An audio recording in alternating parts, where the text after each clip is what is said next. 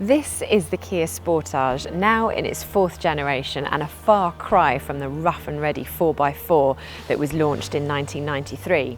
In this video, we're going to tell you what it's like to live with, what it's like to drive, and how it compares to its rivals. And if at the end you're thinking about buying one, head to whatcar.com and go to our new car buying section and see how much money we can save you. And make sure you're subscribed to our YouTube channel with the bell icon turned on so that you catch all of our great videos. The Sportage has been a huge sales success for Kia since it turned it into a much more handsome SUV back in 2010 with the third generation. Now with this fourth generation, those interesting looks have been taken a little bit further with this tiger-nosed front grille, and at the rear some C-shaped LED lights found their way onto the car after a facelift last year. But what do you think of the way it looks? Tell us which you think is the best looking family SUV. Is it the Kia Sportage or the Peugeot 3008, the Volvo XC40, the Lexus UX? Vote in our poll. Those smart looks on the outside aren't quite matched on the inside. There is a combination of some matte plastics and metallic finishes dotted here and there, and it does feel pretty solid. But the Seat Ateca and Skoda Karoq are the cars to beat in this class at this price point, and they both have much more impressive interiors. However, even the most basic level trim, One, gets a 7-inch touchscreen that comes with Bluetooth, DAB radio, Apple CarPlay and Android Auto. It's easy to use, and also there's some shortcut buttons to help you flick between key functions while on the move.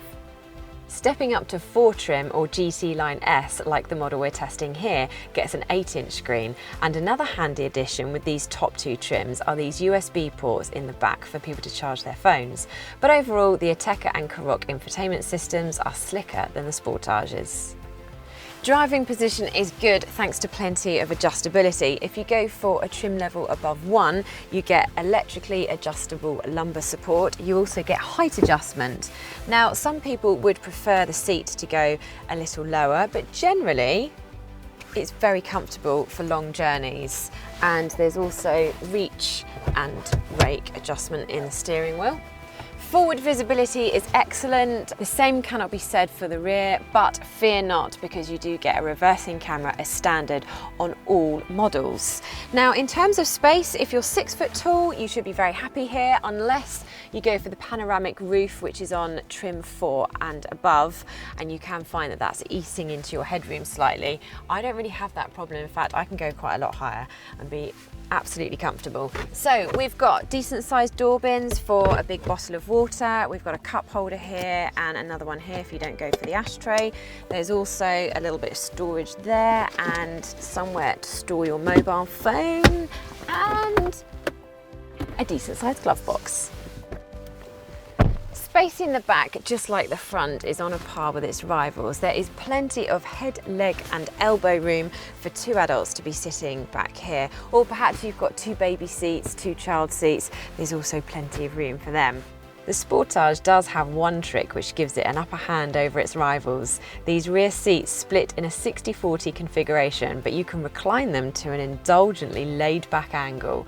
Most rivals have fixed position rear seats. Boot size is great. There's also a flush load lip here, so it's easy to get bulky items in and out. It's slightly longer than the Ateca's boot, but not quite as tall, and the opening is large and square, so again, it's really easy to get items in. I've got a double pram in here, but you could also fit 2 sets of golf clubs, maybe not at the same time though. There's also plenty of extra storage here for your bags and bits and pieces.